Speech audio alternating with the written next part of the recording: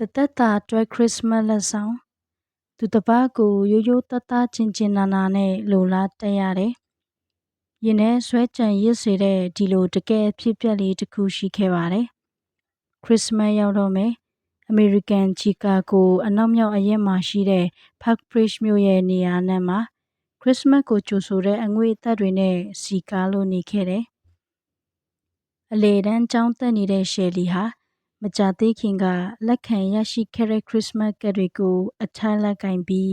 တငယ်ချင်းဟီလာရီကိုကြွားဖို့ပြင်ဆင်နေခဲ့တယ်။ဒါပေမဲ့ဟီလာရီယူလာတဲ့ခရစ်စမတ်ကတ်ကသူ့ထက်ပိုများနေတာကိုတွေးလိုက်ရတယ်။နေ့မှတငယ်ချင်းတွေများလာကြည်လားနီးတနီးတော့ရှိရမယ်လို့ရှယ်လီကအားကြကြနဲ့မေးတယ်။နီးရတော့တခြားသူအပေါ်ယူသားမယ်နှွေးထွေးမယ်လို့ပြောပြီးဟီလာရီဟာရှယ်လီကိုလွန်ခဲ့တဲ့နှစ်ကသူတွေ့ကြုံခဲ့တဲ့အဖြစ်ပြက်တစ်ခုကိုပြောပြခဲ့တယ်။အဲ့ဒီအချိန်ကຫນွေဦးရာတီပေါ်နှွေးထွေးညနေခင်းတစ်ခုမှာဖေဖေနဲ့ကျမပန်းချံထဲလမ်းရှောင်နေခဲ့တယ်။အဲ့ဒီအချိန်မှာရည်စရာကောင်းတဲ့အဖွားအိုတူကိုကျမတွေ့လိုက်တယ်။ဒီလောက်ပူနွေးတဲ့ရာတီဥတုမှာသူကတိုးမွေးအင်ကြီးအထူကြီးကိုဝတ်ထားတယ်။လေပြီးမှလည်းတရေပဝါပတ်ထားတယ်။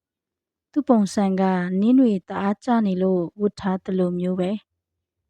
ဖေဖေရဲ့လက်မောင်းကိုကျမတာယာဆွဲပြီးဖေအဲ့ဒီအဖွားအိုရဲ့ပုံစံကအရန်ရည်စရာကောင်းတာပဲနော်လို့ပြောလိုက်တယ်ကျမရဲ့စကားကြောင့်ဖေရဲ့ပုံစံအရန်တည်ကြည်သွားတယ်ခဏလောက်တိတ်ဆိတ်သွားပြီးမှဖေစကားဆတယ်ဟီရာလီသမီးကြီးရတာအရေးချင်းတစ်ခုရော့နေတယ်လို့ပဲတခြားလူကိုသမီးမနစ်သက်မလို့လားတတ်ဘူး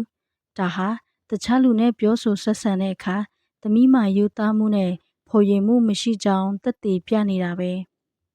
အဲ့ဒီတုန်းကဖေဟာပြဿနာကိုအကြီးချဲ့နေတယ်လို့ကျမထင်ခဲ့တယ်ဖေကိုမကြည်မနှက်နဲ့အဲ့ဒီအဖွားအိုရဲ့ပုံစံကိုရည်စရာကြီးလို့ဖေမထင်ခဲ့ဘူးပေါ့လို့ကျမပြန်မေးတယ်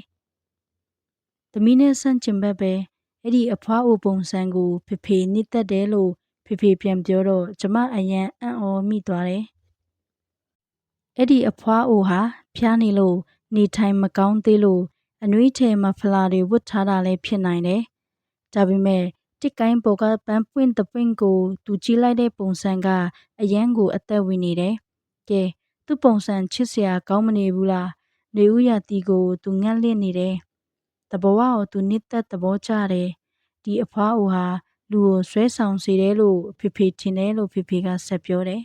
။အဲ့ဒီအချိန်ကျမှအဖွားအိုနောက်တစ်ခါကျမတေချာပြန်ကြည့်မိတယ်။အဖွားအိုဟာဖေပြောသလိုပဲ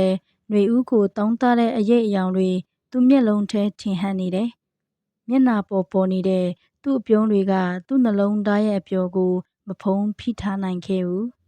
။ဖေဟာ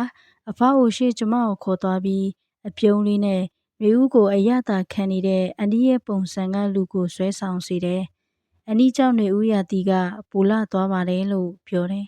။အဖွားအိုဟာစိတ်လှုပ်ရှားစွာနဲ့ကျေးဇူးတင်ပါတယ်လို့ပြောဆိုနဲ့သူ့လက်ဆွဲအိတ်ထဲကနေဘီစကစ်တစ်ထုပ်ထုတ်ပြီးကျမကိုလမ်းပေးတယ်။သမီးလေးကအရန်ချစ်ဖို့ကောင်းတာပဲတဲ့။အဲ့ဒီအဖြစ်အပျက်နောက်ပိုင်းဖေကကျမကိုသူတစ်ပါးကိုရိုးသားသားချင်းနာနာနဲ့လိုလားတက်ရတယ်။လူတိုင်းမှာဖေတို့လိုလားနှစ်သက်စေတဲ့အရာတွေရှိတယ်။ဒါမှသမီးမှာတငယ်ချင်းတွေအများကြီးရှိလာနိုင်တယ်လို့ပြောခဲ့ပါတယ်။ဟီလာရီရဲ့အဖြစ်အပျက်က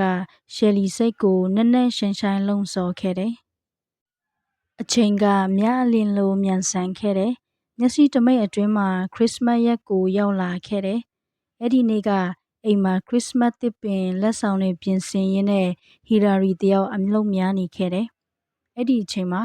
ရှယ်လီတယောက်မျက်နှာပေါ်မှာအပြုံးတွေနဲ့အိမ်ထဲပြေးဝင်လာပြီးဟီရာလီကိုအပါတရပွေဖက်လိုက်တယ်။ပြီးတော့ဟီလာကျေးဇူးတင်ပါတယ်ဒီနေ့ခရစ်စမတ်မှာငါခရစ်စမတ်ကတ်တွေ82ခုတောင်ရလိုက်တယ်။မနစ်ကထက်10ဆတောင်ပိုခဲ့ပါတယ်လို့ပြောတယ်။ငါပေးမဲ့ကတ်လေးလဲထွက်သက်လိုက်ပါအောင်လို့ဟီလာရီကပြောဆိုနဲ့အလှဆုံးကတ်တစ်ခုကိုကန်ပေးလိုက်တယ်။ကတ်ပေါ်မှာကလူလားနစ်သက်တယ်ဆိုတဲ့ခင်မင်ရင်းနှီးဖို့ပေါင်းကူးတရားလေးပါ။ သူ သူတစ်ပါးကိုကျင်ကျင်နာနာနဲ့လူလားသက်ပါစေလို့ဆန္ဒပြုပါတယ်လို့ရေးထားတယ်။ဖခင်ရဲ့အတွန်းတင်ကိုဟီလာရီဆွဆွဲမြဲမြဲမှတ်ယူခဲ့တယ်။အလေတန်းအနေတက္ကသိုလ်အထိအဲ့ဒီနောက်အလုပ်အထိလောကကြီးတဲ့အထိဘယ်နေရာရောက်ရောက်ဟီလာရီဟာတငယ်ချင်းတွေဝိုင်းဝိုင်းလဲတဲ့ဗဟိုဖြစ်ခဲ့တယ်။ဒီနေ့အထိသူဟာအမေရိကန်မှာတာမကတကဘာလုံးရဲ့စိတ်ဝင်စားအလေးထားမှုကိုခံနေတဲ့ဟီလာရီကလင်တန်ဖြစ်ခဲ့တယ်။တကယ်တော့လူလားနှစ်သက်တယ်ဆိုတာတခြားလူကိုအပေါ်ယံတာမန်လောက်ပဲကြီးကျူးတာမျိုးမဟုတ်ပါဘူး။လူတစ်ယောက်ရဲ့နှလုံးသားထဲကနေလှပတဲ့အပြုတဘောဆောင်တွေးတောမှုကိုပါရောင်ပြန်ဟပ်စေပါတယ်။ຫນွေဦးရာသီလိုကြည်လင်နှွေးထွေးတဲ့စိတ်ရှိသူမှသာຫນွေဦးရဲ့အလှအပကိုခံစားတတ်မှာဖြစ်တယ်။နှလုံးသားထဲမှာနေအောင်ရှိမှမြင်သမျှအရာတွေလင်းလက်မှာဖြစ်တယ်။ကျူစင်ရိုးသားတဲ့သွေးတောမှုကသေးငယ်တဲ့အပြုအမူလေးကိုတောင်ကြီးကျယ်မြင့်မြတ်စေပါတယ်။သူတစ်ပါးကိုနှစ်သက်လိုလားတတ်မှအပြုတဘောဆောင်တဲ့အကောင်းမြင်တတ်တဲ့အတွေးတွေကိုမွေးမြူတတ်မှတစ်သက်လုံးခံစားတတ်မှဖြစ်တယ်။